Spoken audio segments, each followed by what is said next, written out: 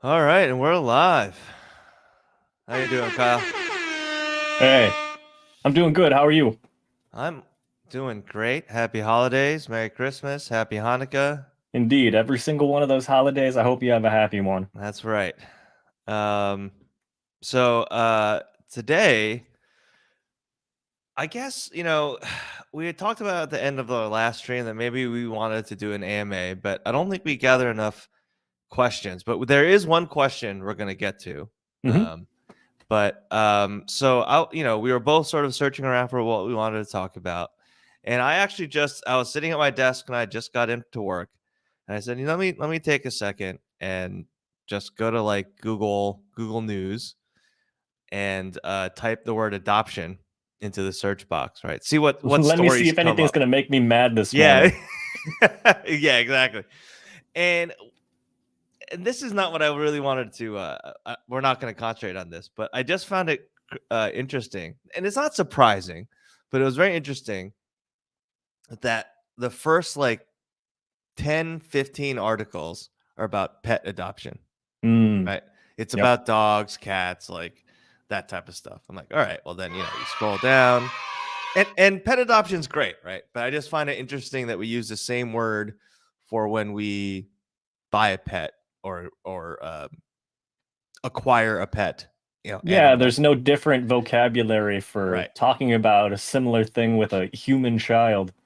Right. So that was interesting. So then I was scrolling down, and then you get to some articles about human adoptions, and they're always super positive and things like that. But then I saw this really interesting article or link to the subreddit. Am I the asshole? Are you familiar with that Yeah, subreddit? yeah, and I feel like it's very clearly someone is either a huge fucking asshole and they just have no idea at all, or they are completely not the ass. They're like, it's never very unclear. There's That's true. usually, it's That's usually true. someone is totally not or totally is. Right, right. Yeah, it's very rare that there's a situation where I think like the voting is pretty even, right? It's Hmm. almost always like pretty much, as you said, one way or the other. But this one was about adoption, right? That's why it came up in the Yeah. search. And I guess I just wanted to go through this, right? Because I thought like it was in my mind very clear just from the setup or just from the beginning of it that I was going to be like, yes, of course, you're not the asshole. But Hmm. I feel like there are probably some people who would have a lot of sympathy towards the other party in this. But we'll just go through it. So Sure, we'll break it down. the the um the post title is "Am I the asshole?" or AITA for calling my stepmother delusional for thinking I would change my mind on her adopting me. So obviously the subreddit has voted that they're not the asshole. But let's go through it. So Sure. my mom died when I was 6 years old. I mean, already super tragic, right? I mean that's awful. My dad ended up turning to one of his good friends, Anna, and they ended up getting married when I was 7. Seems pretty quick, but I think men don't do nearly as well as I think like there's studies that study these things, and men get married, remarried much quicker than women do. But anyway, so the dad gets remarried. Anna brought up the idea of adopting me the day of the wedding. That's already kind of weird, right, man? Hmm. Yeah. That's Um, abrupt for how it big of a very thing that is. abrupt. So, I mean, I assume that because Anna was the dad's good friend already. She probably knew OP, right? But still, that's pretty quick. Yeah, that's a Yeah, red flag. yeah, exactly. Warning: danger, Will Robinson, danger. It was something my dad was all for, but I went nuts when she mentioned it to me on the wedding day, and I kind of spoiled the rest of the wedding. All right. I mean, the kid was 7 years old, just Yeah. lost their mother. It not hasn't been a year, right? For the next year, we did this really intense therapy where I was told over and over again by the therapist and them that I needed a mom, that it would provide safety for me, and that it was not a betrayal of my mom to accept another loving mom into my life. So, so they went full court press on It this sounds kid. like they went full conversion therapy on this kid. I mean, they went to therapy, right? I mean, Yeah. they were And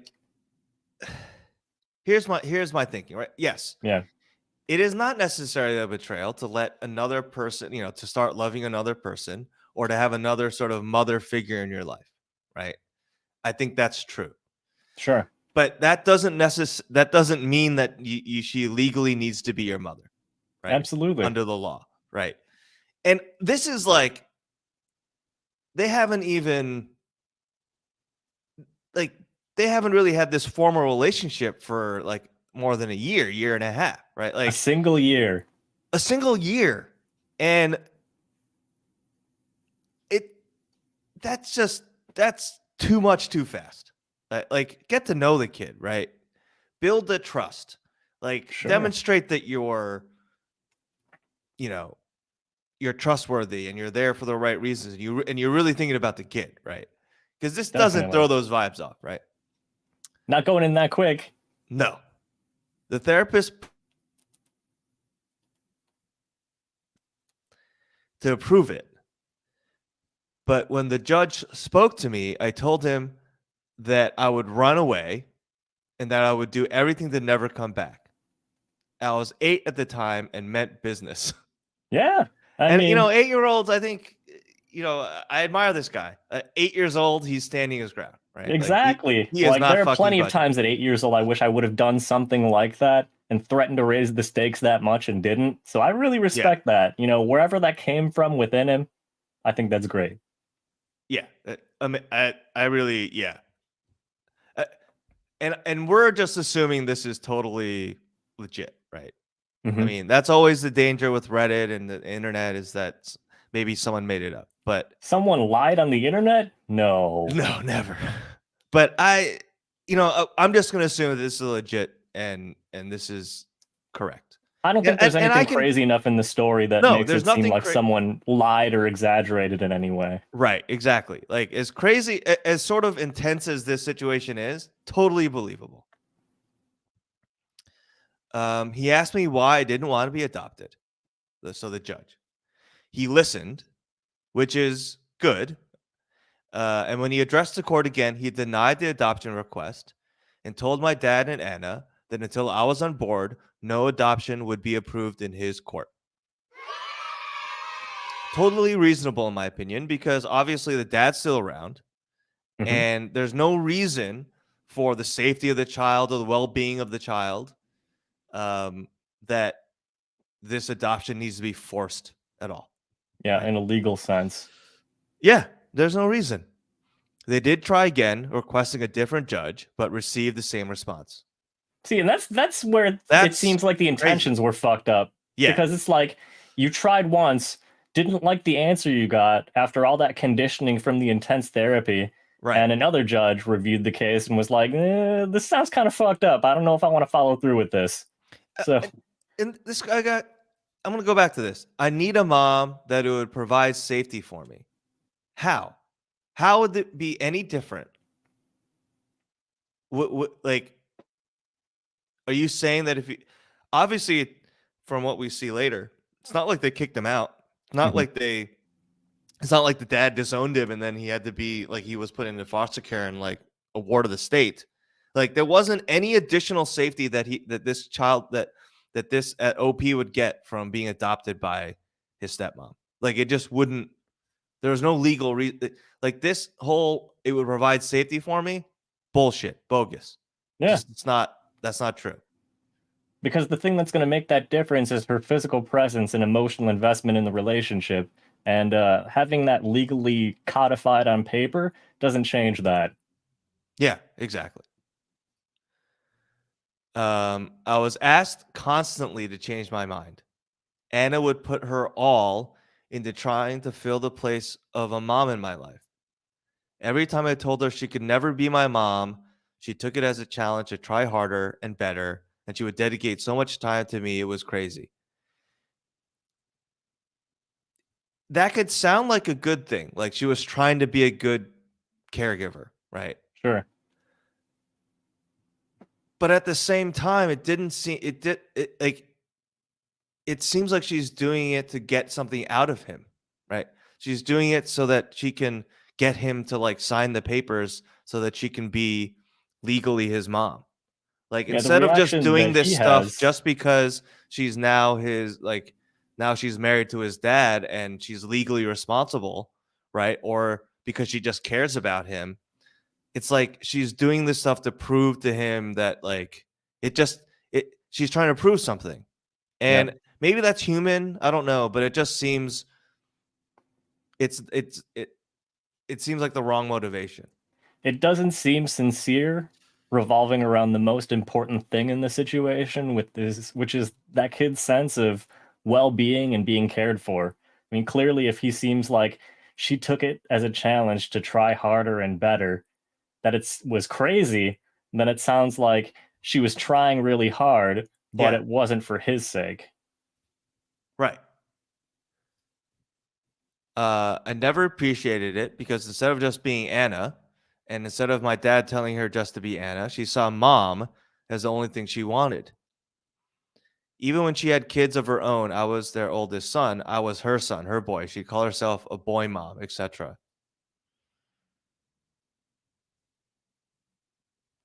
Whereas I never called her mom. If we're being honest, I don't even love her after all these years. I see her as more of an intrusive family member who won't stop. This also my relationship with my dad is also not the best because I don't like that he wouldn't take no for an answer, and that he was so quick to try and push an adoption. Mhm. Like the dad ruined the relationship with his own son because of this. Because he wasn't listening. Because he didn't, yeah, he didn't listen. He didn't go to bat for his son. Yeah. Even after I told him I'd rather be with grandparents or an aunt, uncle, or a close family friend to Anna if he died, he insisted being with Anna and her being my mom was the best for me. I turned 18 a few months ago and I ran like my ass was on fire to get away from dad and Anna. I lived with my maternal grandparents for a little while before moving in with my maternal uncle, who lived near a really good apprenticeship I wanted to join. Good head in this kid's shoulders, right? Yeah. My opinion. My paternal grandparents celebrated their wedding anniversary this past weekend, and I was there. While there, Anna approached me and handed me papers for an adult adoption. I mean, this bitch has been planning this thing the whole time. I mean, she got papers written up. Yeah, it's She's like been one of planning this those ambush. I mean, stereotypical adult women that's been planning their wedding since age 10 sort of thing, except with an adoption. sorry to use that word, bitch, but it. I think in this Sorry. situation it fits. And if it's problematic, you know what? That alarm sound is acknowledging, hey, that might be problematic in some people's eyes, but in context, no, I think it fits. I'll go to bat for you for that. Thank you.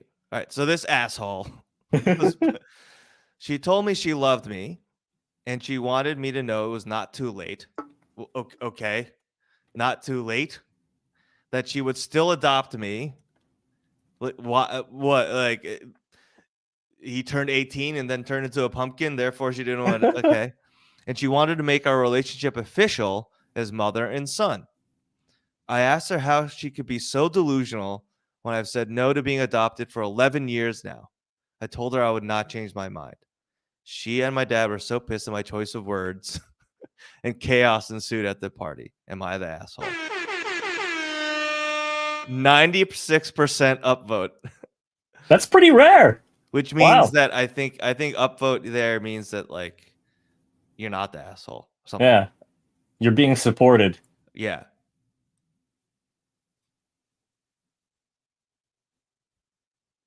So I mean, kind of crazy, right? I mean, that's just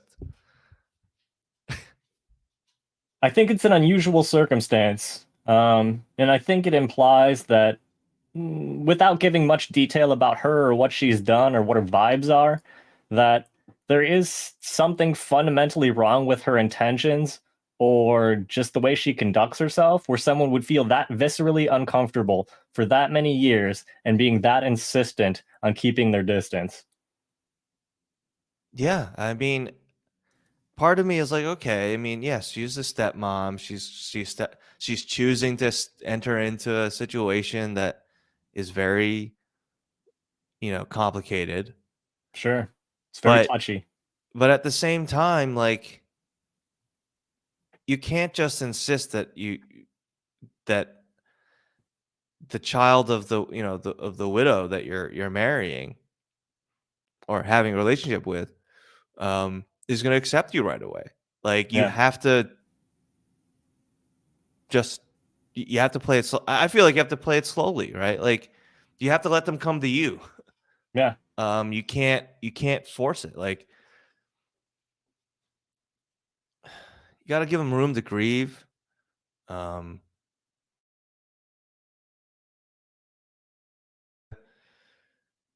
View you as their mom or their dad, or allow the adoption like that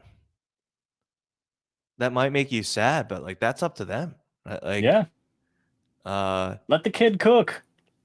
He's yeah, 7 years old. he was 6 years old. Like, Yeah. it's, yeah, and yes, maybe he was indelicate, but look, it's been 11 years that she's been hounding him to do this, and he said no the whole Every time, time for every 11 time. years. I mean, he stood up to every adult with tons of authority, like power over him, Mm-hmm. assuming this is all true, of course. Mm-hmm. Um, which I could see it happening. I I could can see it. see it. Um, it's like it's like every time, everything. It's like it taints every interaction that he's ever has with her. Is like, is she doing this just so that I might say yes, you can adopt me? Like, she Yeah, doesn't trying to really win him care about over. me. Yeah, trying to win me over. Um, yeah, And it makes me wonder more about her intentions about that. And yeah, I saw in the replies that the OP follows up to one of the people saying, like, well, why was she so intense about asking about yeah, it? And I remember seeing in the replies, it's somewhere close to there. I just happened to copy it and paste it into a doc. yeah, He says, I feel like she wanted to be the stepmother people talk about as being the good example, the one who had such a good relationship that she adopted her stepkid, that he yeah, loved her just as much, if not more, than his own mom who died, and that she was good enough to help me forget the pain of losing her, and that she was enough to make it all fade away into a neatly wrapped family. So yeah, I yeah, think to me that implies a certain sense of entitlement in terms of the position that she's in, the sorts of respect or attention or love that she deserves. And it edges into the territory of narcissism, where you care so much about the other people's perception of you that you want to force this reality that is not going to happen by itself so that you look good and that you get praise for it, whether you hear it or not. yeah. And thankfully, it looks like there's pretty much consensus with the commenter saying, yeah, you're not the asshole. This is harassment. And people need to understand when you say no, it means no. Yeah. I just wonder why she was so insistent on it.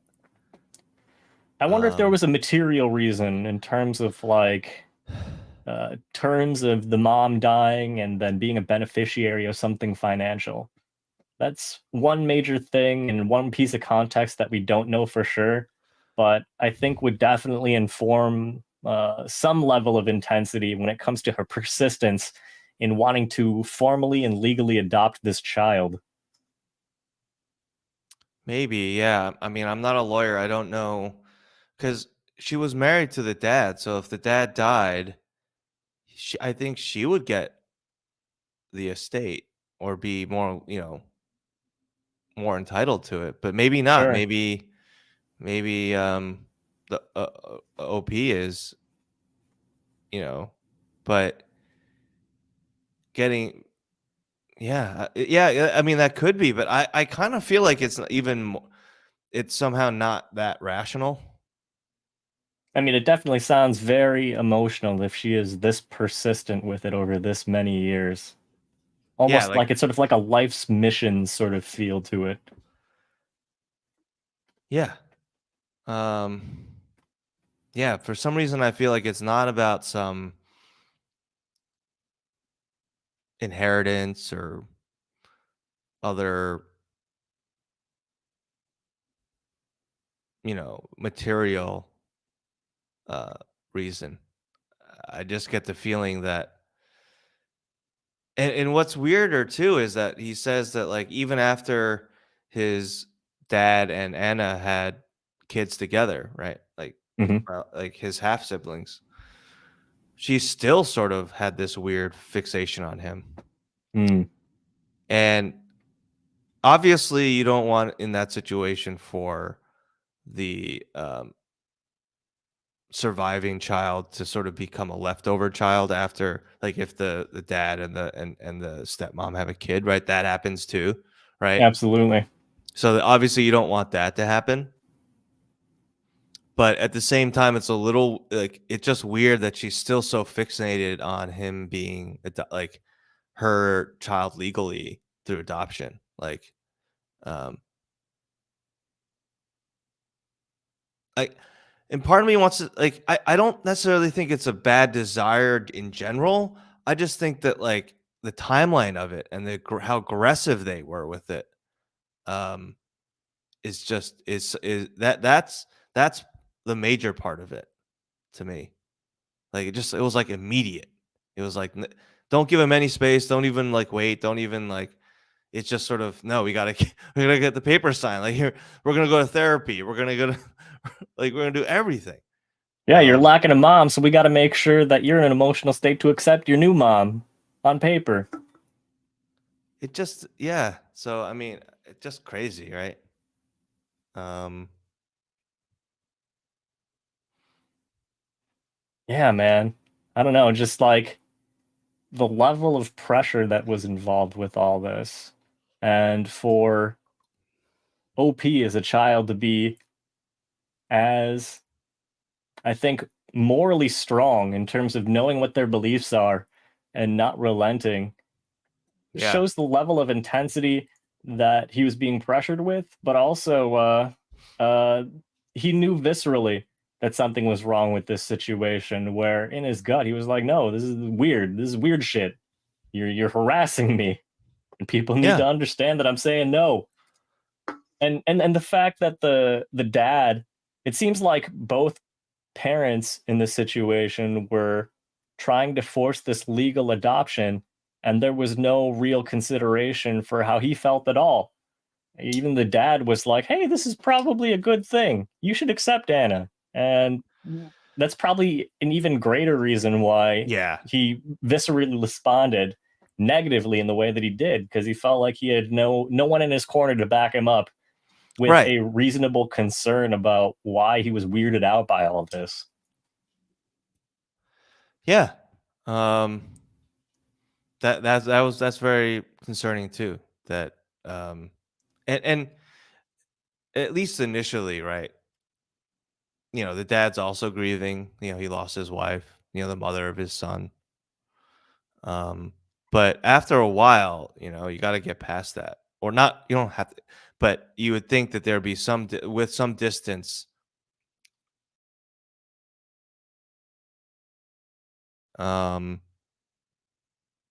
and yeah, so you would think that you know the father would be in his son's court more, right, or to at least try to understand. Doesn't seem like he tried to understand. Yeah, at least a little bit more. Um, yeah, and their thinking was just so rigid, right? It's like, well, you should. It's there was just very rigid thinking about what a family had to be, right? Yeah. Um, and yeah, I thought that was just I had never I just hadn't seen stuff like that on that thread. subreddit. Um, and it was about adoption. It was it was just kind of crazy. Like the fact that she was so aggressive with it. Um, So actually, this is something that we hadn't discussed before the show because I wanted to capture it right here yeah, live. let's do it. Is that the consensus here was that the OP was in the right. Like Yeah, this lady was harassing him, pressuring him. He's this young kid with no agency, under 18. His dad's not supporting him. And even with other kids in the picture, she was still laying on this relentless pressure onto him. And the yeah. consensus of the commenters and a lot of the viewers was like, yeah, that's fucked up. That's weird. But when I think about the average response to adoption and international adoption in general, I think the circumstances are very similar when it comes to a child who has no control over what's going Mm, on around yeah, him or her, yeah. uh, ends up being placed in a family situation that is so different, we could call it displacement. Mm, mm-hmm. And because in that situation, we tend to focus on the ideal hypothetical outcome of the situation, it's supported. But in fact, if you Right. look at the circumstances that this adoption or displacement happens in, it's not really any different than this situation right here, except there is maybe a little bit less effort and less displacement as it relates to relocating the child. But when it comes to the sort of emotional baggage that comes along with the situation, it is very similar. Um, I noticed Yeah. that immediately when I read this thread, and I'm wondering, like, even if you didn't have that immediate visceral reaction, me bringing up other adoptions and the reaction that usually gets versus the response that this thread got, does that No, I think inspire or bring up anything for you? no, I think you have a point in that. In general, yes. Like you know, like total stranger adoptions, right? Like, or in international adoption case, right? Or even in like a foster to adopt, or um, like in the situations that most domestic adoptions maybe might happen. Like the kid, like the child doesn't even have any shot, right? They're not even given any voice, even the Zero minimum amount of agency. choice. No agency, right? They're not signing off on the paperwork. Yeah, yeah. Like they're not even asked. Like the fact that OP was like sort of asked, Mm-hmm. or like he had his moment in front of the judge, right? And the judge happened to listen, right? Yeah. Um, that was different. But aside from that, right? Let's say that the adoption went through, or something like that, or you're in the situation where you're now with one or more people that are not your birth parents. Yeah, I agree. Like, nor it would I think it would change the response, right? I think people would be like, oh no, you must try to accept and bond with this person, right? They're really just looking out for you, right? It's in your best interest to sort of make the best of it, and sort of do your best to sort of you know accept the person, and let it happen. Mm-hmm. So I do think that there are some parallels, and yeah, the reaction is different.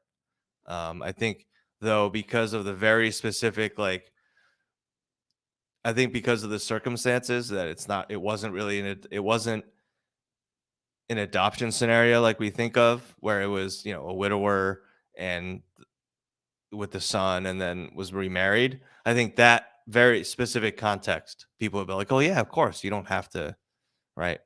Um, but yeah, there are some parallels to other adoption scenarios, and uh, yeah, I think people will look at it differently. Uh, so yeah, I didn't think of it right away, but yeah, I agree. Yeah, I'm taking a look at this comment right here that you shared too from Yeah, Monica. Shout out to Mon. And yeah, their behavior, attitude, approach, timing, their persistence. That's scary because if you're a kid and you don't really have life experience to really tell you what feels right and what feels wrong on some sort of instinctual or visceral level, it's very easy to get pressured into doing things that you wouldn't agree to otherwise if you knew more information about the situation. So the fact that you have full grown adults that are in a parental capacity pressuring this child to accept something that is, in a legal sense, going to affect them for the rest of their life is very strange. And it makes me question not just their intentions, but I guess whatever parts of their character that are allowing them to do this without any reservations. It seems like they're framing it purely in the interest of the child in terms of, hey, you need a mother figure, and your mother figure is Right. dead. So we got this new lady, and she can be your new mom. And no Right. one's really questioning that. No one's really giving him space to make an adjustment to come to that conclusion naturally. It's just like, hey, here's your new mom. Now you're going to be in therapy for 6 hours a week. And yeah, hopefully when you go into the courtroom, you'll testify that she can be your mom. And that's just very weird to me to be putting a 7-year-old, I mean, even all the way up through 18. That's a lot of pressure to put someone under. Yeah. And man, Yeah. it's knowing what the family court system is like and knowing about adoption in the capacity that I know it, this is very strange to me. But I guess the attitudes at play are pretty typical or pretty common. Although, just sort of thinking about it on a day to day basis, people don't usually think about these situations often until they're brought up in a story like this. Right. Um, or if it happens to them, right? Then they're like, Mm-hmm. "Oh shit! Like, what do I do?"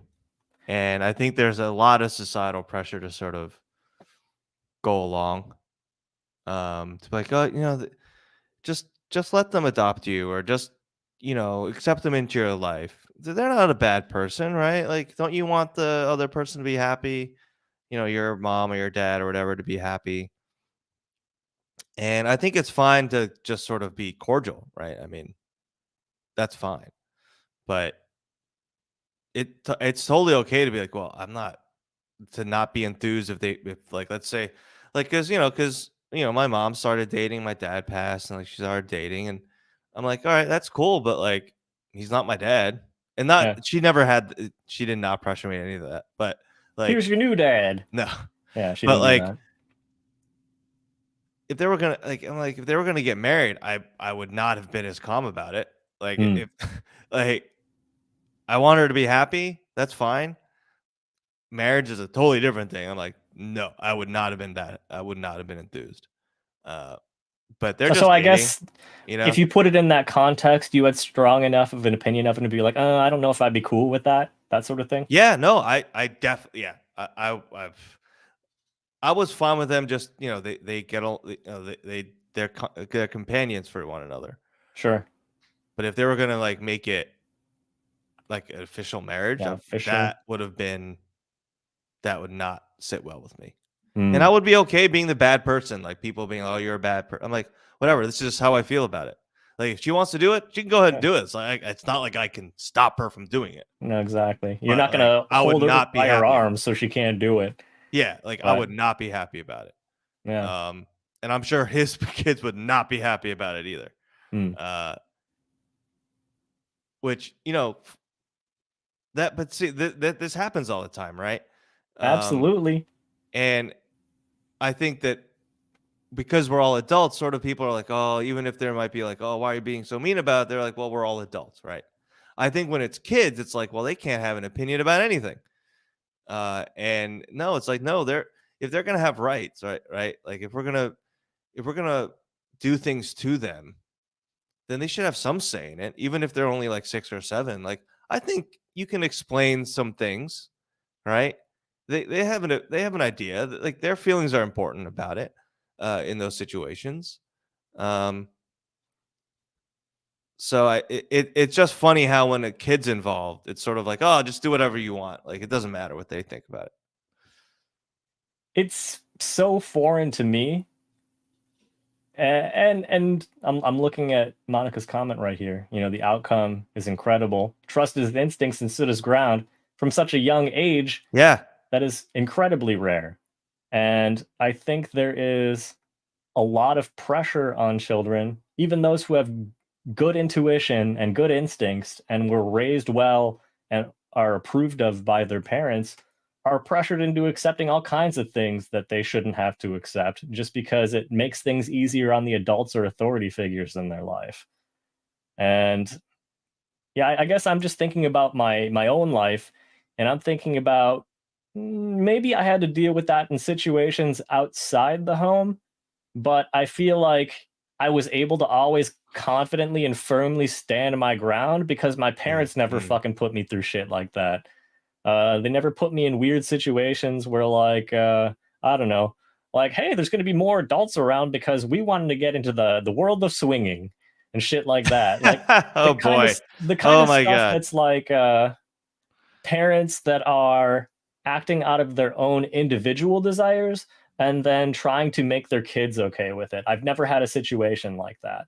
And I think that's what really informed like my confidence in my instincts to be like, hey, if it feels wrong, just fucking say it. I mean, at the end of the Yeah, day, you may not be able to control it, but putting your word in and your opinion in is likely to have some sort of influence no matter how young or how inexperienced you are.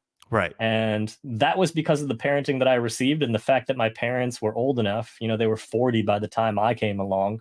Right. They had Right. gotten all their immaturity and selfishness out of the way with the understanding that if they were going to be parents, they were going to they got all the selfish shit out of the way and the weird visceral self-destructive shit out of the way to make sure that, you know, hopefully I would turn out right. And I guess Yeah, when it you've comes turned to out that all right. stuff, it was okay.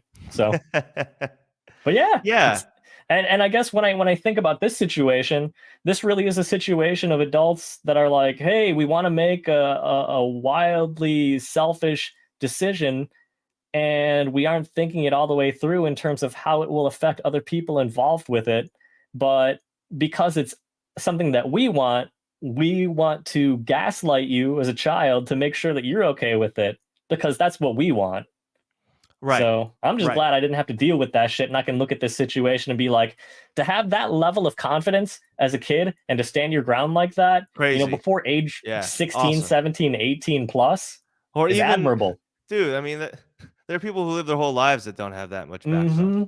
Mm-hmm. Mm-hmm. Um, so I mean, the amount of insistence, like they were trying to get him to do something to validate their own choice because I think e maybe even on a conscious level, they knew that sort of what they were doing was a little it was not totally on the up and up, right? Yeah. It wasn't totally defensible.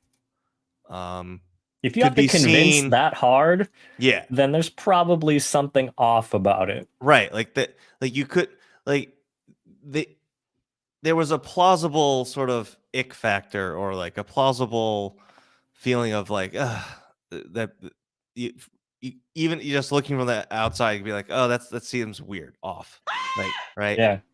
Um, so yeah, like, so I mean, yeah, props to OP for standing his ground. You know, I'm glad that he had other family members and people who he could stay with that were sort of totally okay with him, taking care of him or staying with them. Um, because also that happening, right? Like, certainly, I think like if you come from a decent enough family or just like normal family, like your grandparents aren't gonna want their grandkid just being on the street, so they're gonna let you stay with them. But like Sure. even so, that's grandparent though. Like, but the uncle who was probably he didn't say which side, but maybe it was the mom's uncle. Mhm. Did he say his dad's uncle?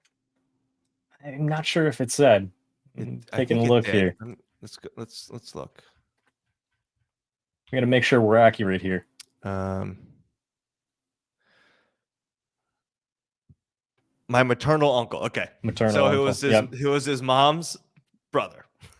So that makes more sense. Um, but his mom's brother, his uncle, his maternal uncle, was like, "Yeah, come stay with me, kid. Like, get away from the crazies, right?" Yeah, this shit's weird. Get on with your life. Yeah, and that says something too. I think when other family members are so willing to sort of, when you're just 18 and you skedaddled, and they're like, oh yeah, just immediately they're like, come stay with us and we'll Yeah. take care of you. Um, that's probably normal to an extent, but also like there are probably other situations where that doesn't happen, and that just signals to me that there are like people could sense or were thinking in their heads for That years like level of this is willingness. yeah, they were like, this shit was weird, and like, oh, just get out of that situation, and you can stay under our roof and go to school or get a job or whatever, and we're good. That just made that, yeah, like you said, like makes me think that they were just all like, oh yeah, this is all kind of weird. Yeah, you weirdos. Right. Yeah, because if the expectation is like if someone graduates from high school, they're about to go to college, or they're about to take on a job and live on their own, and that's the general sort of expectation. The fact that a maternal uncle would be so willing to let this basically adult live with them immediately kind of implies in the background that people were like, yes, that situation is very weird. I can't believe you had to deal with that. So come with me so Yeah. you can get your life straight, because we know what your potential is, but you haven't had the opportunity to use that potential because you were in some weird shit. Right. Exactly. And I think it's also important that it's the maternal uncle, right? It's his mom's brother. Mm-hmm. Um, you know, I can't imagine, like, I can't imagine that he was totally okay with like his his brother-in-law shacking up with another woman, right after his Yeah, sister that's died. soon after. Soon after, like,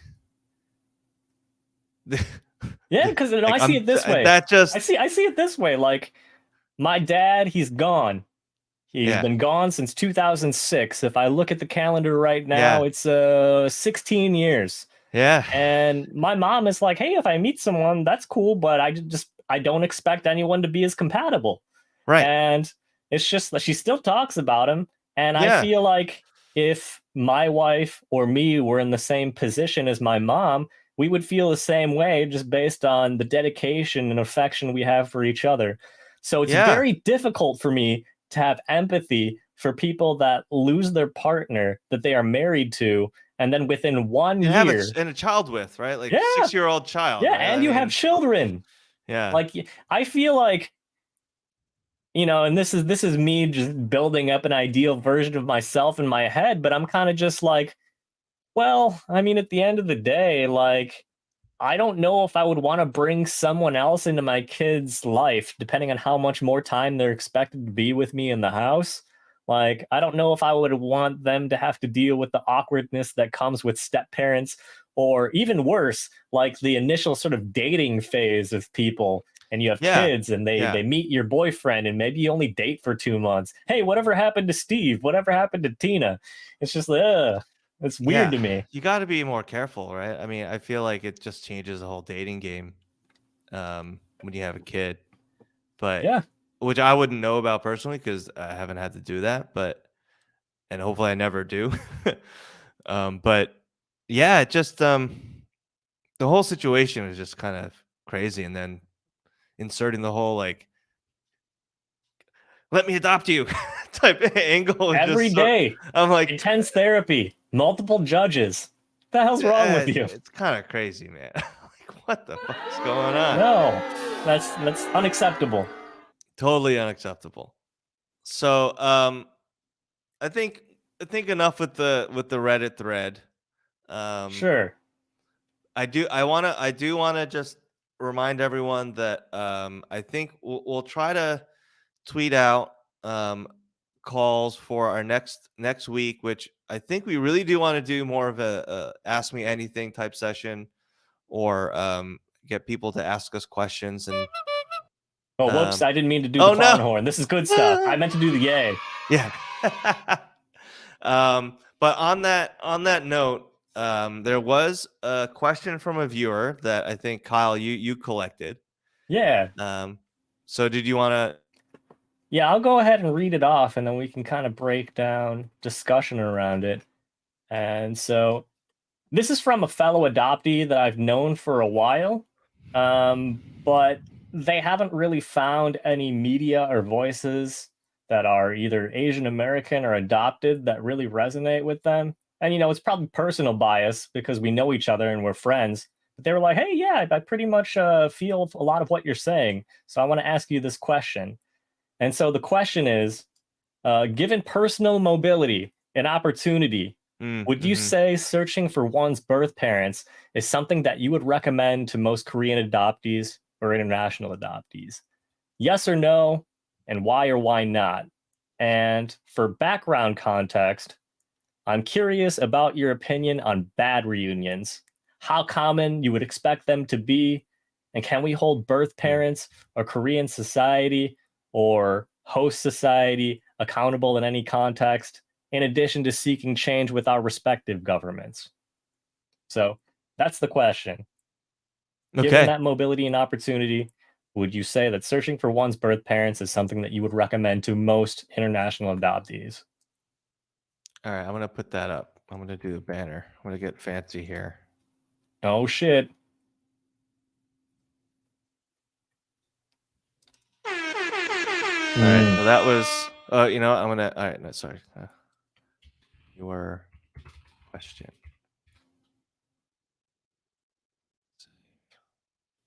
There we go. Do you want to go first? I want to hear your opinion first. You want to see my opinion? Okay. Yeah. Hear my opinion. Would you say search it? Yes, I would recommend it. Um, I would. 100%. I would recommend they do it. And why or why not? Why? Why would I recommend people do it?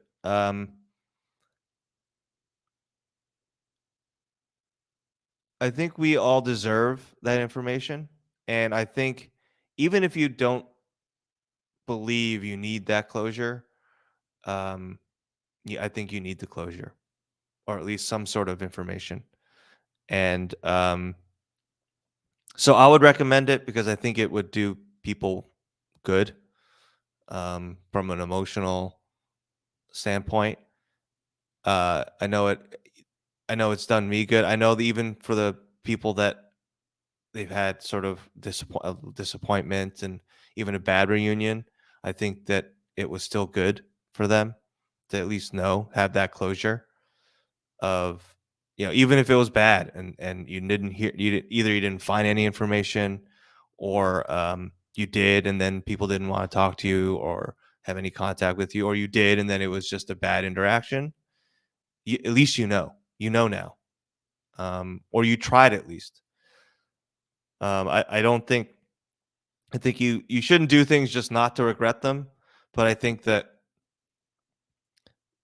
part of it is, yeah, you don't want to regret that you didn't try, like at least a little bit. So obviously, as the question says, depending on your personal mobility, uh, just ability to that could mean a lot of things. So it could be like actual physical mobility. It also could mean if you're not, if you're not an American citizen or a citizen of where you were adopted to, you can't leave the country because you can't get a passport, uh, and so maybe you just physically can't go to Korea, from a CAD perspective, or maybe you just don't have the resources or the money, but you can do a lot of things to try to find out from the U.S. And I think it's worth asking the adoptee community for help, right? Don't have too much pride to just not ask for help. There are other resources too to help you. We've talked about some organizations like Goal and ICA, and there are a lot of other. Uh, there's a wider adoptee community in America, and I feel like there are other organizations and places that can help you with the travel if you really feel like you don't have the financial resources. But don't come up with roadblocks in your head why you can't do it. Um, do it on your own time, but I would 100% recommend that you try. And with that in mind, just to kind of address the contextual follow-up questions, you talked a little bit about, the possibility of bad reunions and how that Yeah. shouldn't discourage you from following through with the search. How common Would you guess that to be just based on anecdotal or personal experience? Oh boy. Um, so a bad reunion, I guess, assumes that you have a reunion. So I'm gonna cut out like the percentage of people who just never find enough information to have a reunion, Hmm. right? Physically or even like through electronic communication or letters. Sure. Um, so like what percentage I really have no idea. I mean, I would venture to guess most of the actual reunions that happen are from the are could probably be categorized as bad. Like even the ones that are basically just maybe one communication and then it never happens again. Is that technically bad? I guess it's neutral. Hmm. Um, but yeah, I mean, it's hard to put a percentage on it, like a hard number, but I would Yep. probably say the majority of them are bad. Um, but that's just based on my own anecdotal experience. Um, but I've had plenty of people I know that have had probably what good reunions in that they still have some contact. They've met met their birth families multiple times, and there's they have sort of steady contact, um, and they seem to have as you can't I don't not normal, but they have some sort of relationship. Uh, but I would say the majority fall into the you never get a chance for a reunion to bad. The Hmm. majority, whether that's like 51 to 49, 70 to 30, I don't know. Okay. And one more follow up is, can we hold birth parents or Korean society accountable in this context in terms of separation and any sort of negative things that might be encountered as a result of conducting one of these searches? Um, well, yeah, well, I think in the wider context, yes, we can. I mean, we talked about, I think last stream about how the Danish adoptees are trying to, hold the Korean government responsible for their systemic practices and what they allowed to happen. Um, with kids being kidnapped or lied the parent families being lied to or just simply not being supported, right? um and also seeking just more resources for adoptees to either find their birth families or to do the search, or to just learn Korean or have at least one trip to Korea, right? Be in Korea once at least. So we can do that. Yeah, I mean, we can. I definitely I think it's legitimate, and we have standing to try to hold Korean society accountable, um, for our adoptions. And I think also, from a U.S. American context, because we're American, right? We also have that standing, right? So I mentioned adoptee citizenship. The fact that some adoptees, we don't know the exact figure, but in the thousands at least, don't have citizenship. Um, that can't be blamed on anyone other than the United States, and they need to be held accountable for their mistakes and their actions. Um, so yes, we can. We can try. Whether we'll succeed or not, that's another thing. But we can certainly try, and we have the standing to do it, in Mhm. my opinion. Yeah, I agree with that. I guess anything else before I just dive in with my opinion and thoughts on this? um. Uh. Yeah. I would. Yeah. I would just say that. Go in with realistic expectations. There are not going to be any miracles. Um. But try. That's what I would say. And I'm almost like talking to myself too. As I'm giving my own answer, right? But yeah. So actually, we are live. Yes. I've been drinking some of this truly hard seltzer, Truly official for the sponsor of the truth. show. And so I really need to take a piss. I'm sorry. Do you think you could add some additional thoughts for about 55 seconds while I Go mute? for it. Perfect. I'll But be now right back. I'm we going to be know we're so fast. alive. We know we're Perfect. alive. Go for it, man. Oh yeah. So help me out, folks. Bring your comments in. Oh, maybe I missed some comments. Nope, I didn't. All right. Um, we're live when we actually have to cut to a bathroom break, huh?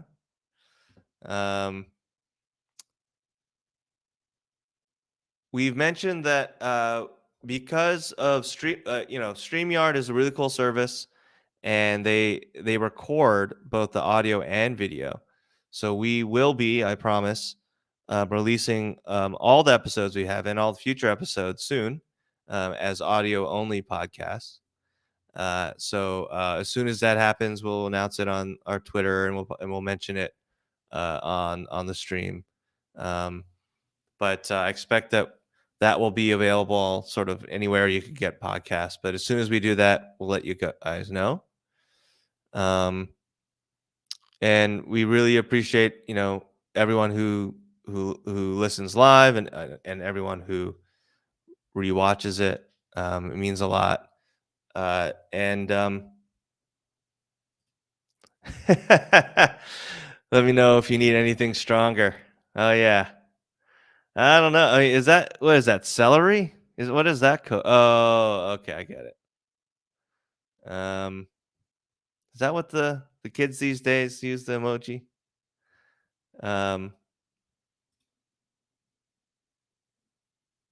All right. I think I'm back. Can you hear me? Oh, that was fast. Hey, perfect. Hey, I didn't wash my hands, but it's okay. Yay! I'm not at a restaurant. I'm not touching your food. I can do what I want. That's right. That's right. But let me know if you need anything stronger. E said. hey, perfect.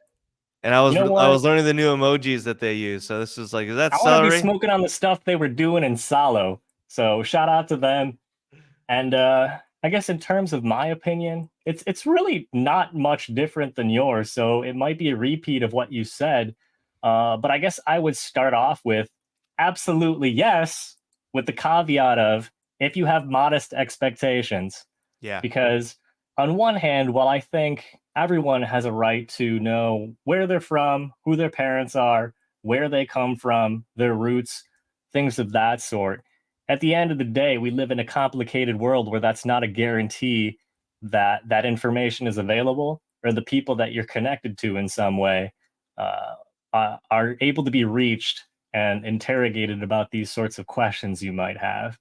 And I think if you go in with super high expectations on the basis of, say, for me, for example, like growing up in a middle class suburb and going to a decent university where a lot of people came from the upper class, I'm just used to a lot of narratives where things were perfectly clean and neat and everyone had nice parents and the parents got along with their siblings and their parents, and then everything was just like very orderly and coherent And when it we comes to know their that's not family or true too, parent right? I background. mean, all those narratives are like bogus usually. Yeah, Right? they're full of shit, Yeah. but at the But same time, like yeah. there's enough veneer of peace and order on the surface where they can have that as their official narrative. And you might get used to hearing that and expecting, because it should be a fundamental right to know this information, that if you go into this search and you put in the effort to find this information, that you should expect something to fundamentally change your understanding of who you are or where you're coming from. And I think if you go in with those expectations, more likely than not, you're going to be disappointed. And I guess when it comes to, yeah, exactly. As E says, Uh, it is leave it to beaver type shit when it comes to people's typical understanding yeah. of having some sort of narrative about their family or where they're from. Right. And you're not But don't expect that. okay, hide that. And so I think when it comes to keeping expectations modest, And with that as sort of the caveat, I would say absolutely. I would say that if you go in with reasonable expectations and you have been through enough in life where you already know what it's like to have been traumatized or wildly disappointed in some way, that you are emotionally prepared to do something that could potentially be the most rewarding thing you can do for yourself when Yeah. it comes to understanding where you're from, more importantly, feeling connected to a continuity, because that is one thing that I have never Mm. felt my entire fucking life until I met my wife and became close with her family and started to better understand Chinese and Taiwanese culture. Is the idea of, hey, a lot of that feeling of intimacy and connection in a family is based on feeling like you are a continuation of the people and the things they did before you. And having had white parents Yeah. and being adopted, Yeah. I never fucking felt that before. So that was one of the voids that I couldn't articulate as a kid that I found out that I was missing as an adult. And Yeah. to Yeah. feel that continuity grounds your existence in a way where you feel like you're not just some bespoke particle in the universe. You are connected to something that is greater and deeper than you. And I think Oh yeah. Totally. Like, I think in pop yay. culture, you don't really hear about that from like white TV shows like Full House and shit like that because they just take that shit for granted. But you start digging into black narratives, understanding like paying respect to elders and where you're coming from and the people that came before you and your ancestors. And that's articulated in all kinds of languages. But I really think that black stories are really one of the few mainstream narratives that we have of people respecting and understanding the sacredness of that continuity. So, with that in mind, I think it Yeah. is probably the Absolutely. most rewarding thing you can do if things turn out right. Like, everyone is alive, all of the information you've been provided is accurate and correct, and you have the opportunity to meet each other in person.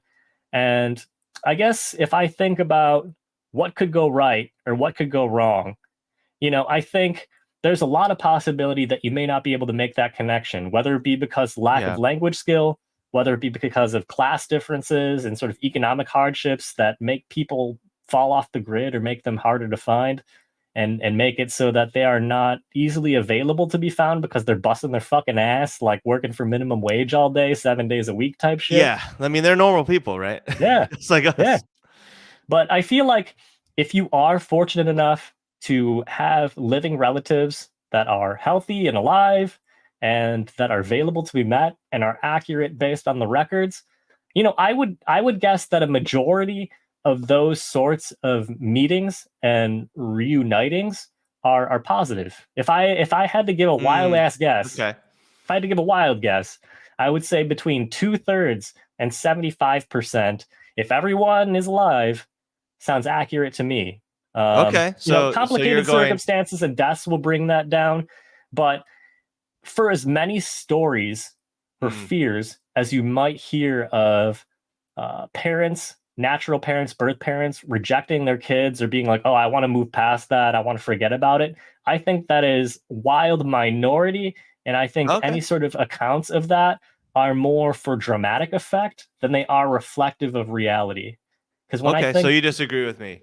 so I don't disagree. I think that the scope of what you were thinking about, Ah. including like the circumstances where people can't be reached, Okay. makes me understand why you said what you said. Got it. So Got I it. sort of I'm not like angry, I but got that I shit just out of think the it's way, interesting. and then I I just was think it's like, within interesting. the ones that are more viable, I Got it. feel like it's at least 2/3 to 75%. Now, if me as a non-gambling type were to actually put money on it, like me personally, with my Yeah. Yeah. understanding of like the human heart and soul and shit like Yeah. that, Yeah.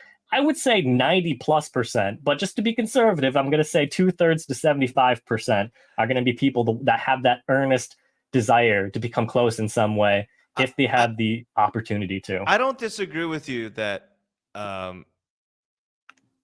parents may want to they're going to be thankful to see their kids again. I think that probably does happen Mhm. a lot. But I think that just because of I don't know the way the world is sort of being pulled apart, atomizing, and also just because of the just sheer distance and time,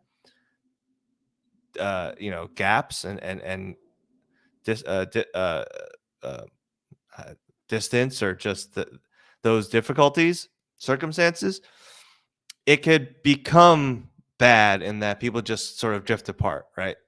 So Yep. like I guess I'm counting that type of thing happening as like in the bad category, and maybe you're Mhm. sort of counting that as like it initially went fine, or like I'm there only was talking some. about initial Yeah, stuff. You're talking yeah, about yeah, like the full span. So I yeah. absolutely understand where you're coming from with No, that. but I don't think you're necessarily, I mean, yeah, I think initial meetings can go well. I do think most of them probably go pretty well. But I mean, speaking to what you've said about, sort of maintaining that relationship, Yeah, I guess when I think about it, like there's factors that people don't really think about until they're involved with it, such as like you said, the distance, economic circumstances, a level of feeling of obligation, uh, any sort of complicated family situations that make people estranged in some way. Um, Maybe gaps in the different parties' feeling of wanting to spend time with each other and levels of attachment. Some people might be like clingy in some sense, and other people might be like, "Hey, it's good to know, but I don't really fuck right, with you that hard." right. So yeah, I mean, I think that can really depend on the person and depend on the individual. Um, yeah, I think when it comes to a majority of positive outcomes, there's a lot of conditions that need to be met beforehand, True, and then the meeting happens, and then I'm confident that it turns out good. But then after that initial true. meeting, who Okay. knows? Because life is complicated, and the fact that you've been adopted in the first place means there's likely class circumstances involved where it's not like Yeah, they've got yeah, fucking six possible. figure jobs and they've got 5+ weeks of vacation, or they own their own business so they can do whatever the fuck they want.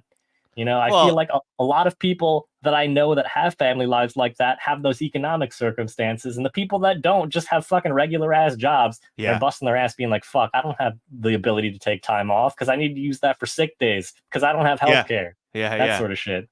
Um, and even if they own their own business like my friend, um, I won't share a story without asking him first. But basically, it was just small Make business it owners, big. right?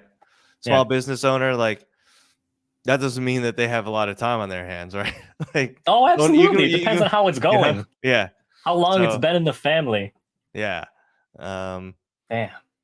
but yeah, I mean, overall though, I just think it's. I'll just I'll just say that you put it really well. That it could be the best thing you ever do, and don't let the fear of it being bad or a disappointment stop you from doing it. Um, And I'm gonna give my hot take version of it, which is I feel like every time I've been curious about something and wanted to know more, and shit turned out fucked up, or it turned out to be a huge disappointment, or I was mistreated by people involved in that situation, I feel like it has always been worth it, at least for the knowledge that I know what real life is like. It has prepared me more in the future for different and new social circumstances, and it's made me a hardier person too emotionally, kind of knowing the spectrum of what's out there yeah, and knowing that I survived it. You know, I guess the hot take version or the hot take part of this is that I feel like I've lived enough of life to have taken the calculated risks where I've had a lot of great outcomes that have been mind-blowingly good and were absolutely worth the sacrifice and the fear that came with making those decisions and efforts.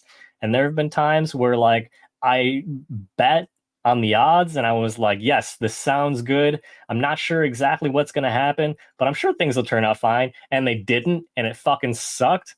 I feel like it is much better to experience that and come out with the knowledge that comes with that yeah, than to fear the unknown. Because I'll tell you this, like the people that I know that are the most miserable and the most non-content at around our age right now in their 30s and 40s are people that didn't do the shit they should have done when they were teenagers or in their 20s because now they might be able to do it, but it's socially unacceptable to do it because they're too old now. Like, partying hard or like Yeah, yeah, treating other people like shit or getting into fights. It's yeah, one thing to get into a fist fight when you're 18, it's another thing to get into a fist fight when you're 44, you know?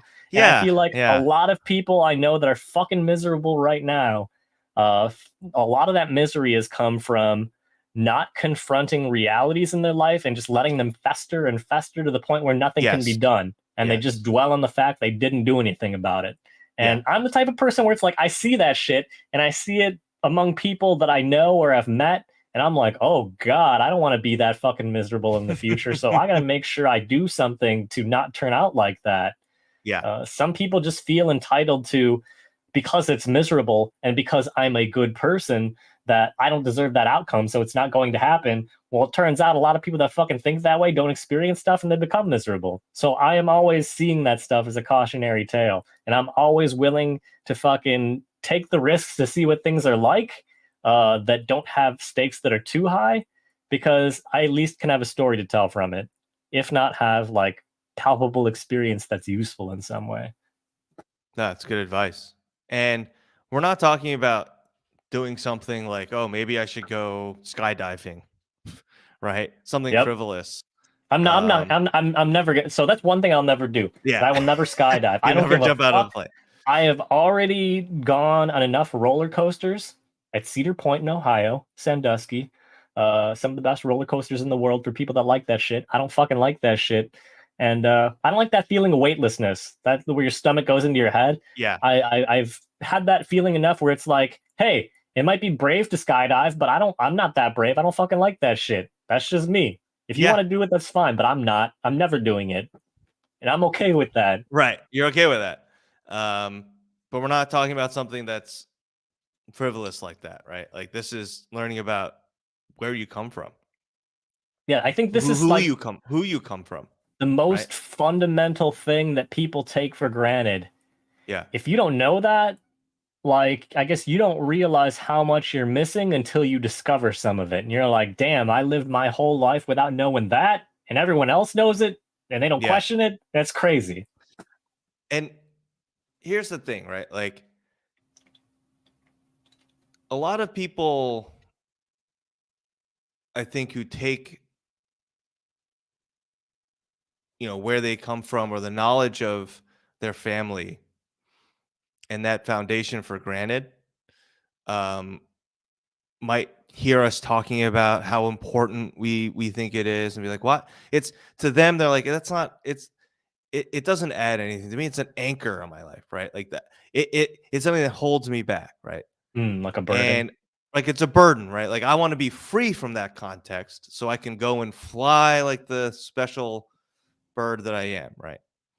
And I don't look back on where I come from or like, what my adoptive parents have given me or my own adoption or the circumstances I come from as holding me back or as a weight or an anchor on me.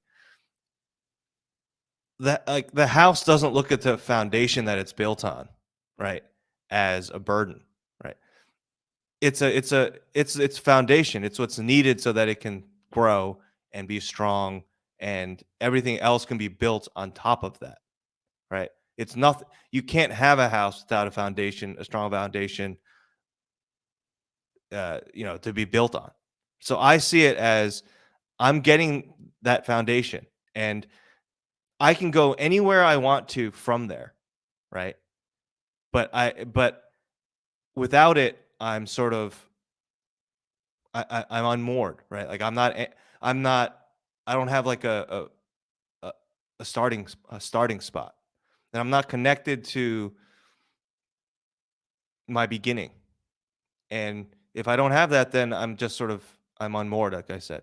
So I see it as a great strength. And why would I not want to know my strength? Uh and so that's what so I don't fear learning like some bad stuff, right? Like, okay, let me learn some bad stuff. That doesn't define who I am or what I can do. It's just part of my story. And I just go on from that. Um, so I, and that so that's how I feel about it.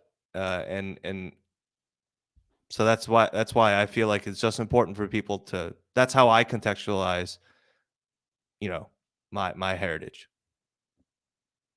I feel the same way. I don't feel like any of this stuff is an anchor or a burden. I feel like it only adds more color and more texture and more understanding into where I've come from and giving some coherence to who I've become, even if those experiences are completely separated from my genes. A lot of those things are informed by things that are really outside of my own control. And I guess I only realize it after I find out this information uh, of that connection at all. So it's powerful stuff if you're used to not knowing or not experiencing that, and then finding it out and having it rationalize or make coherent a lot of things that were just nebulous or just kind of existing out there in the universe as parts of yourself. So I feel like it's very important. It can also be freeing in a way that you might not have been fully conscious of. Um, because I think for adoptees especially, uh, you might not know it's always in the back of your mind. I feel, whether conscious or not, of like, are these stories true? Like, where did I actually like? Is this my birthday? Was this where I was born? Like, all these circumstances of who I was, or where I came, how I came to be. Um, it's sort of, you're always thinking about it. You're always thinking about it, and it can be very distracting. And then once you get some sort of closure, it can you can sort of let that go a bit, and it might not even be conscious. Like, you a lot of the time you're not even aware that it's sort of running around in your head. Mhm. But once you get a little bit of, at least for me, right? Like, when I went back and I got some, like, oh yeah, like all these things you were told, it's true. Like, it's concrete now, like it's official. I don't have to worry about it anymore. I don't think about it. Um, I can always remember, I have I can always bring it up, but it's not something just running. It's not, it's not the process on my computer. It closed, right? Mhm. It's not using up the memory, the RAM anymore, Yep, it's right? no longer a task back there. Right. And it's freed up it's freed me up a bit. Um, and I know there are going to be some of and maybe this seems like insensitive or um something like that, but I think every adoptee needs that. I think every adoptee always has that, whether they want to admit it or not. And maybe I'm I'll go overstepping. further than that. I'll say if an adoptee says they don't feel or experience that, I think personally that they're They're doing it lying. more. Yeah, and They're it's either yeah, lying to themselves explicitly or they are scared of just even thinking about it and they yeah, tacitly just don't acknowledge it. I think it's a yeah. lie. A No, lie. yeah. Um, so don't live with that burden, right? Try Yeah. to try to ease yourself of it. And maybe you'll never get the answers. Um, and I hope that that doesn't happen to you. Uh, but it's always worth the time, right?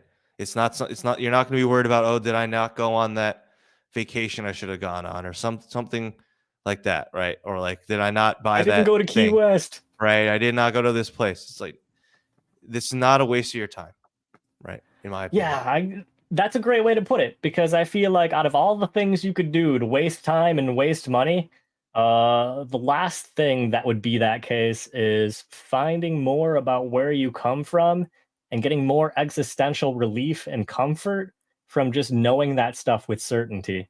I mean, that's what we're all kind of looking for in this crazy world where the environment's fucked up and we all live under late stage capitalism. There's some sense of certainty, especially since a lot of people don't believe in God or anything anymore. Certainty. And that's something that Yeah. always brings me peace because I tried believing in a Judeo Christian God and it didn't really work for me. So, and now I have anxiety problems. So, anything that gives me a greater sense of certainty and understanding of the universe is something that makes me feel like, okay, well, maybe I don't need to try and force myself to believe in a god today. So that's real shit. That's right. What's up, man? Thanks for listening.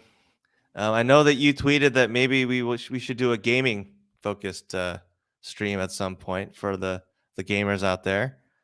We've talked about it every once in a while, but yeah, we'll talk about games. Yeah, we should do one gaming focused. And I think I want to try and get someone crazy on here one day, like someone really notable. Like, like I'm a Oh, big Mr. fan of George. Gene Park. Yeah, Oh, and George too.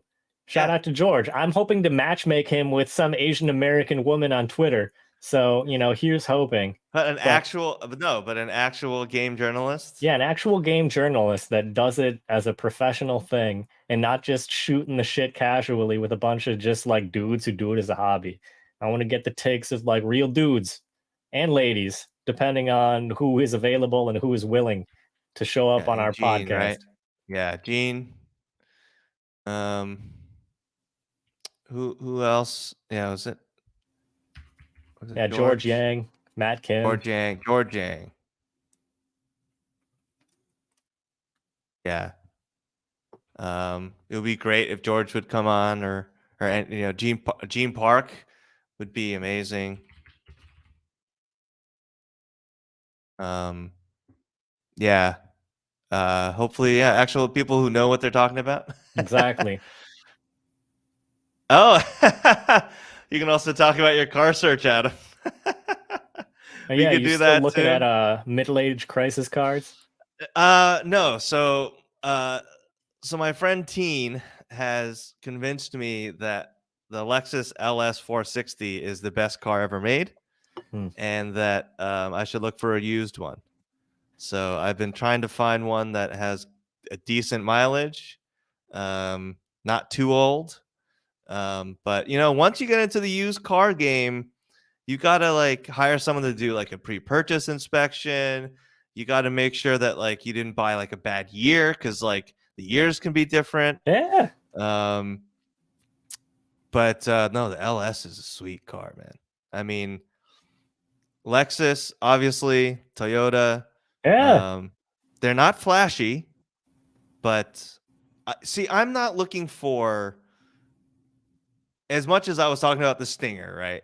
Like, sure, I'm not necessarily looking for like 0 to 60 and ludicrous speed, right? sure, I'm looking for like a nice, comfortable, but like a step up daily driver that has a good backseat room, because of for my mother-in-law and my own mom, and things like that. But I don't want an SUV, so a big sedan probably. And what could be more comfortable than a Lexus? Actually, that's rare to hear. I feel like most people want to have an SUV if they want to have like an upgraded car. Not a lot of people I know are like, yeah, I would prefer the sedan. Well, yeah. Well, I mean, I have a small like CU, like a crossover, right? Okay, yeah, I have a 2018 Kia Sportage. I love my car. Like, don't get me wrong. Like, I would keep it. Um, but like for some reason, I'm just sort of itching to have a little bit more. It's very comfortable. Like, it drives well. It's sporty enough, right? Like, I mean, it's not like a speed demon, but like it has plenty of power to pass. Get on ramps, all that stuff. Um, it has a decent size, trunk. Like, I can fit plenty of things in there. Um, it just has really bad mileage. So it's kind of funny I talk about the LS, because LS is not exactly fuel efficient. sure, Um, but I still feel like even though Kia has gotten better, that you know, I don't think it's going to be as reliable as a Toyota or a Lexus. So sure. I'll probably hold on to my car for another year, right? Depending on how the market goes. But yeah, like I've gone away. I've gone away sadly from the Stinger, which makes my wife happy. But yeah, so the LS, I'm looking for an LS. They're just nice. Like, I have to actually get in and look at them and like Hmm. sit in them. But like you've sat in a Lexus, right? And Lexuses are nice. You know Like it's what? not like When I really think about it, and I think about all the cars that everyone I know has ever owned, I have never sat in a Lexus before. oh really? I've never sat in any Lexus. I mean, Uh obviously, I know it's like Toyota's luxury brand. yeah. So I know it's sort of like souped up Toyotas with like nicer interiors. But yeah, I've never experienced a Lexus before. I'm still looking at the station wagons. The AMGs are crazy. Yeah, so like you got a sports car, luxury car, and a family car. That's true, but they're crazy expensive. So like I'm gonna go on Auto Trader right now, and we're gonna look for Mercedes Benz AMG. Is it? Yeah, the E-Class wagon, right? Used and body style wagon. And do they have the AMG one? Yeah, E63 AMG wagon.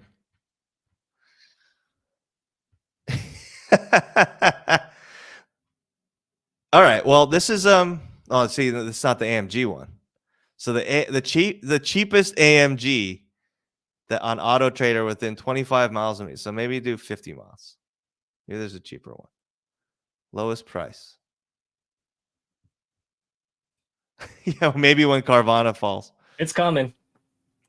But the cheapest one, here we go. Present, screen share, Chrome tab, share. So the cheapest one Wow. is $67,000. Used.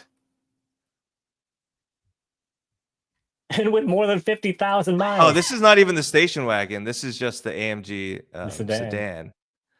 So the station wagon Oh my is god. $86,000. So I don't know how much money you think I make, but Wow. this is That's insane. this is a little bit out of my price range. So maybe not the AMG wagon, but they have the E350 wagon, right? So that's 33. So maybe like the 450. So yeah, the 450 is a little nicer. So maybe the 450. But yeah, I mean, there are a lot of options. I just don't know if I trust Mercedes, but I think as long as you're willing to spend more money maintaining them and like putting in, getting oil change and stuff every like 5,000 miles. This is a 2019, only has 20,000 That's miles pretty on it. good. 6-cylinder turbo, 9-speed automatic, all-wheel drive. Yeah, I mean this mileage is gonna kill you, Eh. but yeah, who knows?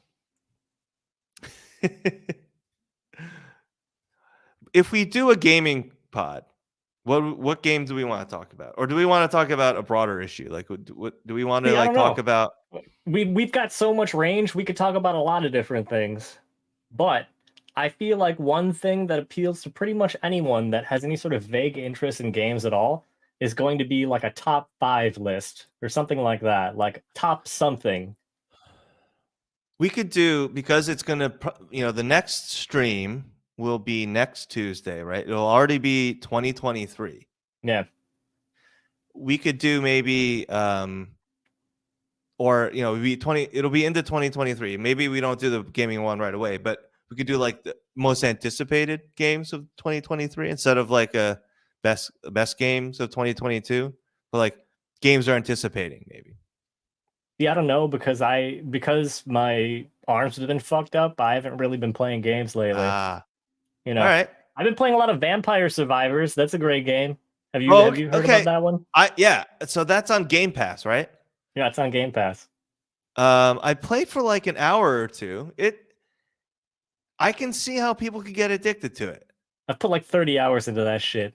Easy. Do you want to explain to the people what Vampire Survivor is if they don't There's not know? really many games like it, but I guess you could say it's like a roguelite where instead of there being like continuous progress or an open world or something, it's very limited in its scope.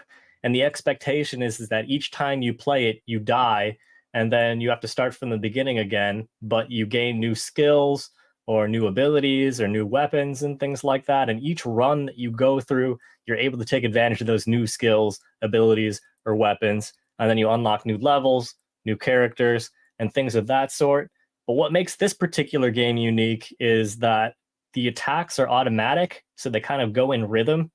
So, like if you've got something like an axe or a whip, those just execute automatically, and you're just walking around this wide open space with monsters heading toward you. And once you get like 6 weapons and you level up all those weapons, like upgrading their area and damage and stuff like that, you got some fucking crazy chaos going on where like you've got like thousands of enemies on screen, like doing lots of damage to all of them and making them fade away, and then having new enemies come into the screen. So towards the end, you have like, so a run is usually either 15 or more likely 30 minutes. And as time goes by in that 30-minute limit, bigger enemies, bosses, stuff like that start coming into the environment, into your field of view. And once you're on like minute 29, like that's the maximum shit that's coming at you. So it's crazy, man. Like Yeah, you it's like a bullet hell because it's just enemies and you have to try to dodge. It's so bullet hells usually are like a spaceship game, right? Where you're yep. like shooting and you're like traveling just in one direction, right? Like up from the bottom of the screen. Hmm. So like the screen is scrolling down towards you. Or it's a side scroller, which maybe means that you're going from left to right and the screen is going right to left. Um, but this is sort of like you can control where they move, right? Like, so your character moves 360 degrees, right? Yeah, All the what way I've around. heard it described as in like the marketing material is that you are the bullet hell, as in Yeah. rather than Yeah. having to avoid all these intricate bullets and enemies and things like that shit's coming out of you, and Yes, you're that's right. destroying thousands of enemies every second once things really start to That's escalate. right. And every weapon has like a different pattern to it, Hmm. different timing, and you d- some of them do change. So like you do have an orientation. So I think it's like left or right. So Hmm. some of them the shape will move left or right or up or down. Um, and yeah, you get upgrades, right? You can get more health and more Yeah, the speed area of gets movement wider, and gets area faster. wider, faster. Like you shoot your weapon, but you can't control any of that. Yep, Like that's all automatic. or the weapon shooting you can't control.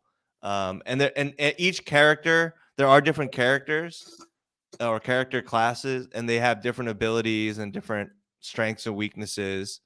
And you unlock them, so like you don't start with all of them unlocked. And I'm gonna pull up a screenshot Yeah, based on what's in the chat. So let me yes, see we'll here. pull up a screenshot.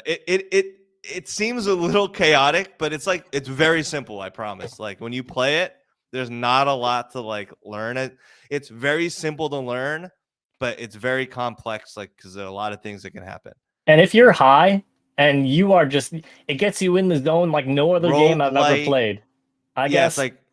it's bullet hell, roguelite. Um, that's it. Like for those, that's it. Uh, what I did learn was that the developer, it was made by like one guy. Yeah, a very small team.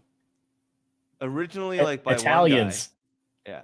Probably the best thing Italians have ever done. And the guy that was the original developer of it, he used to write code for or programs for casinos. Oh, you know what? I am not So, surprised at all, yeah. because the So, level of like fun that you get from engagement and the addictive sort of feel of the game itself very much has the vibe of a fucking slot machine or gambling. so like the Absolutely. enemies drop little coins, right? So they look like little tokens. Um, Yeah, let the me let me sounds and like that feedback. So like casino games like slots and everything, they're designed to trigger those like dopamine receptors and all that stuff, right? So like when I learned that, I'm like, oh, that makes sense. Yeah, Oh, let me hit play games on are this just and like see what shows up. Yeah, so like, you know, you see all this shit just like exploding all around you. You see all those numbers.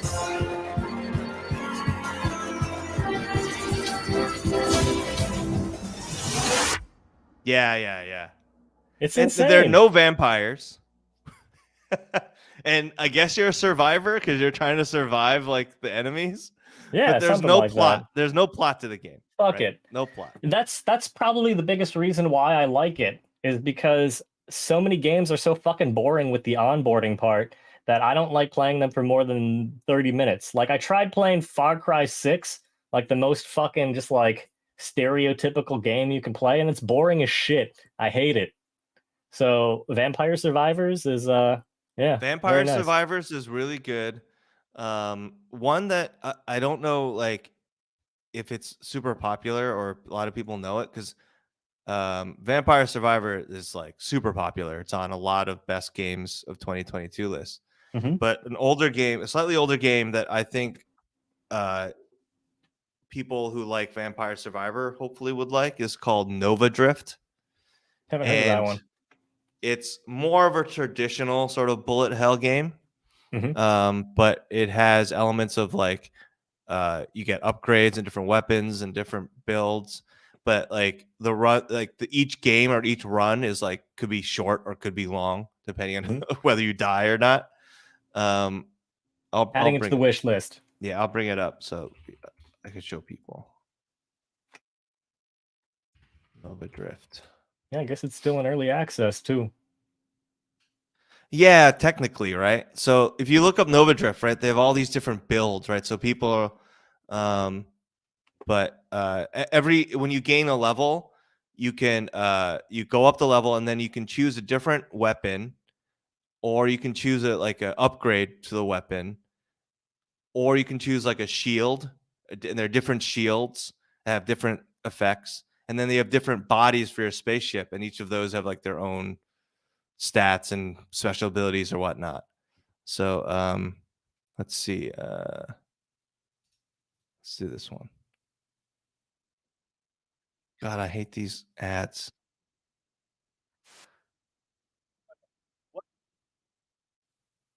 What was what was I watching? Because I just got like a sperm count ad. Wow. I've never gotten one of those. Maybe it just knows that like you're Oh approaching my the age where you god, might need to be concerned about it. dude, that's like disturbing, dude.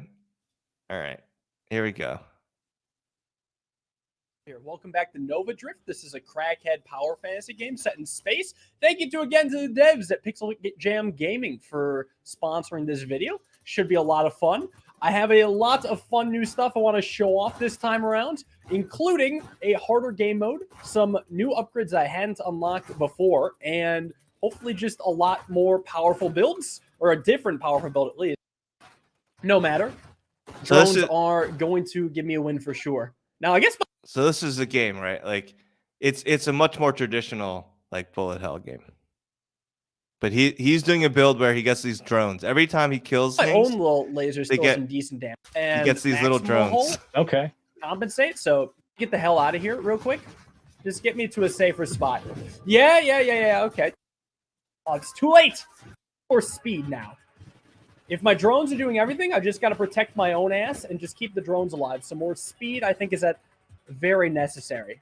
Yeah, so Cool. then every time you get these like selection of mods, and you can you know either re-roll the mods or choose one, and then you can always change your gear up, Okay. and then like your list of current mods on the left. It's really fun.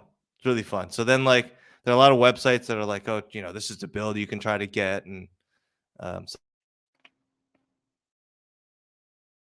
they're constantly updating it. It's got a really cool sort of like retro vibe.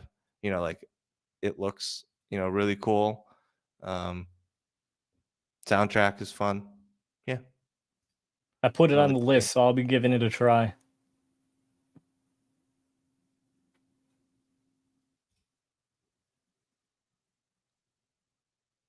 I don't know. Okay. Yeah, it's a good game. For more AAA titles, I mean, you can't go wrong with God of War Ragnarok. Super good game. Yeah, waiting for that to go on sale. What else? I don't play a lot. I don't play Fortnite, so I can't. I can't. I can't recommend that or not recommend that. I used to play Overwatch, but Overwatch 2 to me fucking sucks ass. I hate it. It's the worst. I haven't tried it because I'm on a Blizzard. I really just with all their bullshit, I can't play their games anymore. Hey, I really don't blame you because the transition from Overwatch 1 to Overwatch 2 is fucking garbage. So, Well, just the fact that they're just an abusive company and oh yeah, that too. yeah, I don't know. Like I just feel like all of these game companies are more or less very yeah, exploitative, yeah. relying So on crunch, focused yeah, on profits and their stock price. so part of me is like I'll probably at some point play their games again, but they also don't have any games I really want to play. What about classics like on PS2? Oh, PS2 level era. I'm gonna cape for a Final Fantasy game in the series that I think a lot of people don't like. But it's Final Fantasy 9, I think. Final Fantasy. That's a PS1 game though. Yeah, but I played it on PS2. No, not 9. Was it what was Final Fantasy? Let's see, 8? Was it 8? No, that's with Squall. Which one was it with it was more like was it 9? Yeah, 9. Final Fantasy 9. Was that on PS1? It was on You're right, it PS1, was PS1. but it came I out pla- after PS2 came out. I played it on PS2. Because PS2s were all backwards compatible, but that I spent hours playing that in the dorm common room freshman year of college. So I played it late, right? Because it came out in like 2000, Yeah. and I probably played it in like 2001. Well, I mean, because I entered college in 2000, so I didn't play it too late. I mean, really, at the end of the day, when you're in college, you got more important things to do. I understand. I don't know. But yeah, PS2, Tony Hawk, I play a lot of Tony Hawk. I played a lot of computer games, even in the PS2 console era. Like I was like a Baldur's Gate 2. Played a shit ton of Baldur's Gate 2. Original Diablo came out when I was in high school, so I'd play that. Yeah. And then tons of Diablo 2. Like a ton. I was playing a lot of Team Fortress, the original Team Fortress, which was a mod for Half-Life. What's sort of insane, which I think a lot of people don't realize, is that a lot of these like incredibly popular games are just mods for Half-Life. Yeah. Like the original Half-Life game. Like CS:GO was or Counter-Strike was just a Half-Life mod. Day of Defeat. Day of Defeat. I played a lot of Day of Defeat. But tons of Team Fortress. The original one, not the new one's supposed to. Yeah. Team Fortress 2 is supposed to be good. I mean, not super new right now, but PS2. Wow, at this point, yeah, it's 15 years old. Damn. Wow. What were your PlayStation 2 games? So many. Like that was right when I was like in middle school through high school. God of War, God of War. So I actually didn't like God of War. I didn't, because I was like a pretentious like Japanese game fan at the time, because during that generation, Japanese gaming was wild strong. So I always preferred Tecmo's Ninja Gaiden and Ninja Gaiden Black. And Devil May Cry. I never played those games. They're too hard. So that's why I liked it, because I felt like I was so fucking cool to like progress through the game in comparison to God of War, which felt more button mashy to me. But the Onimusha games, I don't know, pretty much Onimusha, yeah. anything by Capcom and Konami at that time was really good. The Metal Gear Solid series. Onimusha, like, wasn't there what was like the Japanese game that was like the precursor to like the open world sort of, or what was this? I'll think about it. I'll think of it. Um but Onimusha, that is a game that I don't think a lot of people played in Yeah, America, at least. because I mean they've done a re-release of the first game, but that was like probably the worst one of the four. So yeah, man, people forgot about Onimusha. Um Oh, and Resident Evil 5. I mean, Resident Evil 5 has been one of my top 5 games since it came out. Like that game changed my life. Very good yeah. game. I mean, obviously the Grand Theft Auto games, right? I mean, people Yeah. 3, San Andreas, Final Fantasy X. Oh, I spent Yeah. so much time with that. Guitar Hero, like people don't like Guitar Hero came out. I mean, Yeah. that was like huge, man. Like, Yeah, that came out my junior year of high school. It was the perfect time to like have it be the big game in college. oh my god. No, I was out of college by then. Oh man. Yeah, I mean, games were coming out at that time that I was much more excited about than me being excited about games now. And I'm not sure how much of that is just like me being older and how much of that was like games were a lot more revolutionary at that time. I don't know how rose-colored glasses uh I'm wearing are, but that is my general feeling. I'm definitely less excited about games now than I was back then. Well, I mean, back in the PS2 era, and even at the tail end of the PlayStation 1 era, they were the foundation for a lot of the franchises, right? Yeah. And I think there's always going to be a thought that, at least for people who are alive at that time, who have seen who have seen how the games have gone and been able to play them all, that the beginning ones that sort of laid the foundation were more revolutionary or better, right? Because it seemed like every game that came out was introducing something completely new you'd never seen before, right? It wasn't just an iteration on something. It was like introducing a completely new thing. Mhm. Now it doesn't seem like there's room for that. Like what are the new things, right? And the new things are like, oh, VR, okay, like motion controls. These are worse to control than using a Yeah, this is controller. like games I've played Um, before, but it sucks to play. No, thank you. Innovation happens a lot in indie games these days, which are often single concept but never big visibility. Yeah, no, yeah. The indie Like games are Vampire where the innovation are going to Survivors. be. Completely agree. Yeah. Innovation is always going to be in that indie space now. Very little in the AAA space. There's too much money at risk. Yep. I think in the AAA or even near AAA space for them to completely, uh, you know, to put that much money into a product. Yeah, you don't want to take the risk. It's too much of a risk. Like Death Stranding was probably the most risky AAA game Yeah, that's come on the that's last come 10 out in plus a years. long time. Yeah. And I don't know how much I don't, let's see, Death Stranding sales.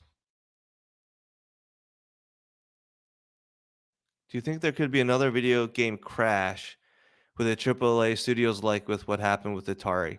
Not with Atari, not like that. Yeah, I think it's too Not to much that of a extent. mainstream source of entertainment for it to really crash as bad as it did at that time, where people were like, "Oh, it's a passing fad." I mean, considering where being a gamer is in our culture right now, it's pretty much a permanent staple from here on out, whether we like it or not. Yeah. Okay, so it says Death Stranding has sold 10 million copies across Wow. PlayStation 4, PlayStation 5, and PC. I'm surprised it was that successful. Um, I mean, it's I been loved out for it, but 3 years though. I yeah. mean, but still, for a game where you basically just walk and Yeah. it's super fucking weird. Yeah, carrying your boxes Uh, around and not tripping and falling on your ass. but yeah, so I mean, there's going to be a Death Stranding 2. I think they announced that at what? Where they just Yeah, had the Game Awards. Game Awards. But yeah, like I don't think a studio is going to crash like Atari crashed because Atari wasn't just a studio; they were a publisher, console maker. They were everything. Um, and in a sense, because they were like the first American mover, uh, they were a little too early, right? And they didn't really have like too great. The software wasn't great, They were and pushing out bullshit at the end. their hardware wasn't great either, Yeah. right? So it seemed like a really big fall, but and it was at the time, especially because of how much like it basically came out of nowhere for the American consciousness anyway. Uh, but yeah, at this point, it's way too established. I don't think a AAA studio is going to fall like that. And even if they do fall, they'll just be bought by someone else. But I can't see like Blizzard just collapsing, like going out of business because they're just losing all the money and sales are basically go to zero or go so low that they can't keep the lights on. Like that, like Microsoft buying Blizzard isn't because Blizzard's in trouble financially. It quite the opposite. Um, so yeah, I don't see it, but maybe it'll happen. I mean, I could see the game industry suffering a bit just because the whole economy is going to suffer. Um, I don't think gaming is immune to the tech downturn at all. But but a total collapse, I don't see that. Who knows? Back in '83, ain't nobody getting an esports Scully. Yeah, that's true. Yeah. But even back in like 2003, no one was getting Shit, yeah. an esports Scully. All right, like that was not happening. I mean, there were like inklings of it because like that full sale as a college, right? Like Full Sail, which is like the private like video game college school. Yeah, it's like the ITT tech of wanting to become a video game designer. Yeah. Oh, they've been around for a lot longer than I thought. At this point, because like they've been 1979. Jesus. Damn, I thought they were like 90s. That's what I thought. Wow. They must have started in like radio broadcast or some shit. Oh, okay. It was formerly a recording studio in Ohio named Full Sail Productions and Full Okay. Sail Center for the Recording Arts. Yeah, so they didn't like video game design.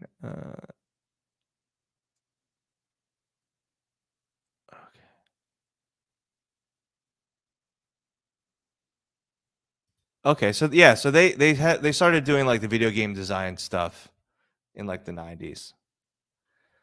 But even then that was just to like design games, right? It wasn't to play them. Yeah. You weren't getting a scholarship to play the games, right? Maybe to make them, right? To be like a computer scientist or something, or a computer artist, graphic designer. But yeah, that's all changed. Though I still don't think like parents are like, yes, son, I'm totally okay if you want to become a sports athlete. Like I still don't think that's seen the same as like I'm going to train my son or daughter to be a NBA player. I mean, like, I guess when I've seen like Netflix documentaries about esports tournaments and stuff like that, some parents are actually coming around because of the potential to make money. But that's still a vast minority. I mean, even me as someone that likes games, if I had a kid that was like, I want to become a professional video gamer, I'd be like, shut the fuck up. Oh my Yeah, God. yeah. Well, here's the thing, right? Like, okay, you can make money as a tournament player, right? Mhm. And maybe and there are such things as like professional video game teams. So like I play there's a professional 2K league, and they have online professional competitions. And so like during the beginning of when the new game comes out, the real pro players go and play like um one of the game modes that's online where like all the real sweaty like people play. Yeah. And then the really good players sort of come up to the top, right? Like they can see who's good. And then some NBA teams are affiliated with some of these like NBA 2K league teams. It's like the Timberwolves and like actual NBA franchises. And then they have a draft Huh. for the video game players. And then they have a team where like they play a season out, right? And then they have playoffs. So like that structure where like in Asia you had some of that already, right? You had like StarCraft teams, or you had squads, or like where you could become like a staff player, right? Like you were Yeah. a squad player, like on a team. So you could pull down a salary. It wasn't just tournament winnings. But if it was just a situation where all you could earn money was that you had to win the tournaments, I don't think like, let's say like basketball, right? There wasn't any like team. You didn't get a salary from like just showing up to play games. Like you had to win the tournaments to get paid. And if you didn't win the tournament, then you got Yeah. nothing. I don't think parents would be like, that's okay, son. You can, or daughter, like you can, That's absolutely true. right? I wasn't even thinking about like the salary aspect of it, or like getting paid for hours put in type shit. Yeah. Like, so, yeah. So like if it were just tournament winnings, then I don't think so. But if they start to have like these squads and like, yeah, because you have like the Overwatch League, right? And I think the teams do pay those people who are on the Yeah. team. And I think every team probably gets part of like the revenue from like advertising or just the general revenue of the league. And you don't just get like uh something like that going, maybe. But the thing is, right, like with the Overwatch League, no one like they're trying to transition it to Overwatch 2, right?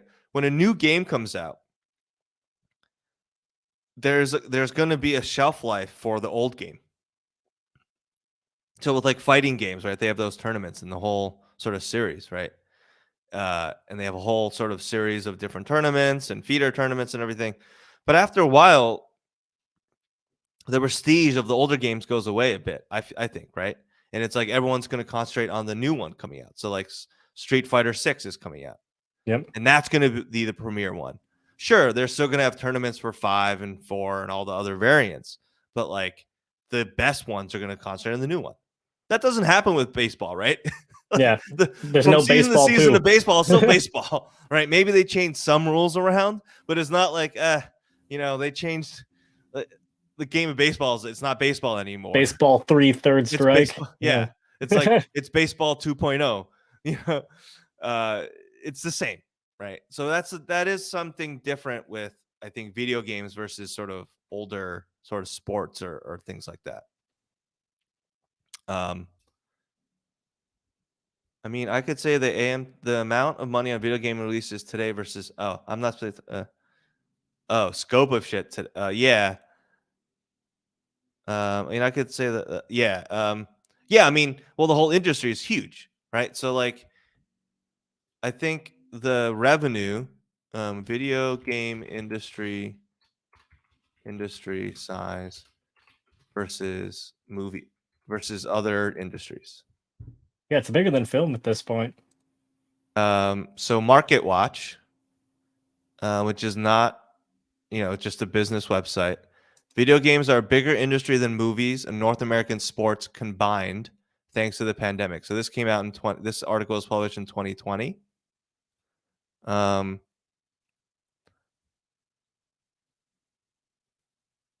So it's probably come down a bit since the COVID peak. But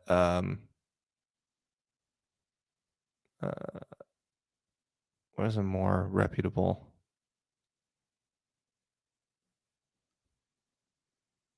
But yeah, I mean, the video game industry is bigger than is the biggest entertainment industry sector. You know, biggest part of the entertainment sector. It's bigger than movies and sports. Wow, and sports. So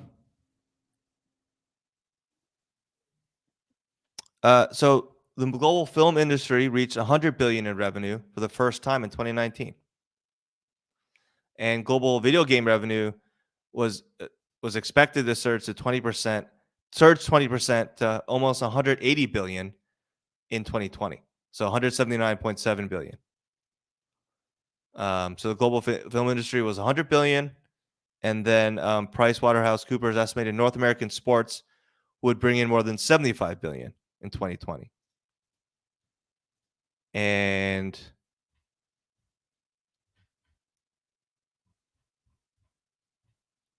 yeah.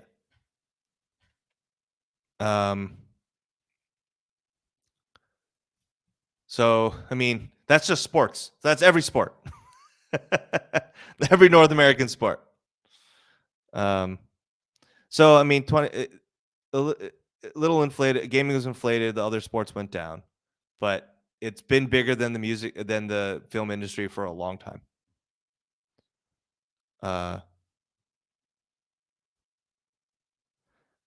Back in 2015, the Quora, someone asked, like, is the video game industry more lucrative than the music or movie industry? The entire global music industry for 2016 was worth 16 billion, according to this guy. The global movie box office total for 2016 was just over 38.6 billion.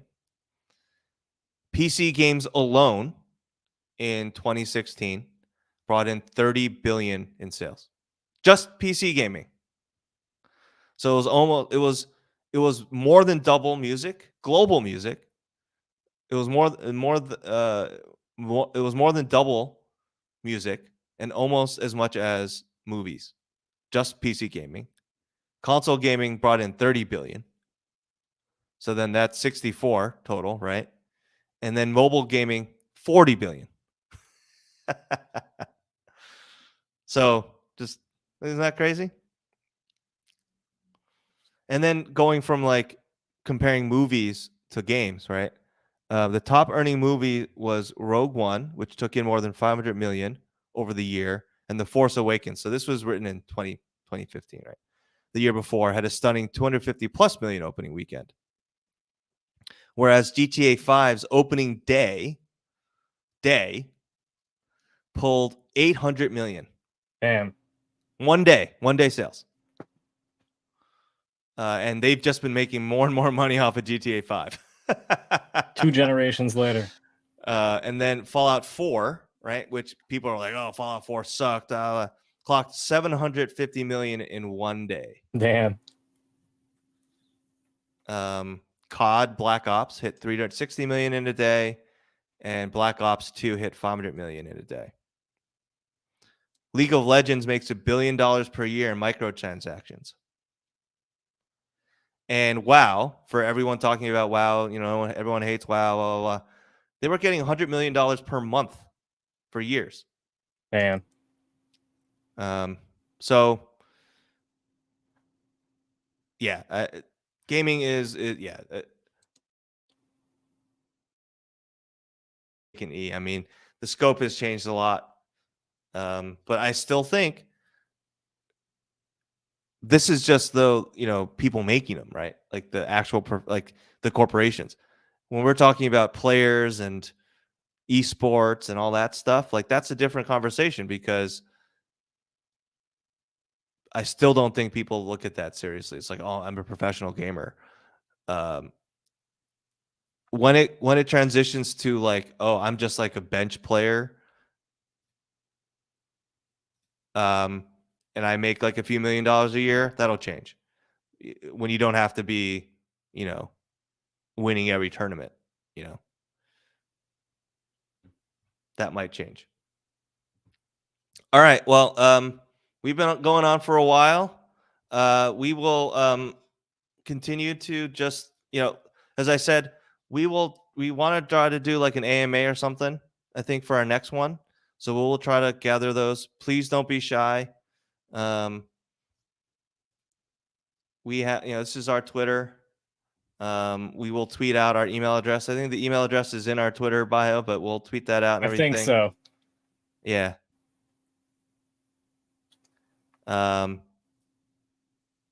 Yeah. So we really appreciate everyone, sticking. Some people have been listening to us for 2 hours ramble on. So we really appreciate it. And we'll ask you awful things. Perfect. Well, we can That's what we're screen here for. But yes, we are here for it. As long as it's not completely off the rails, we'll answer it, I guess. Nothing illegal. But yeah, no, I don't think you guys will do that to us. But thank you so much. It's been fun. Until next time, guys. See you next week. That's right. Bye now. Peace.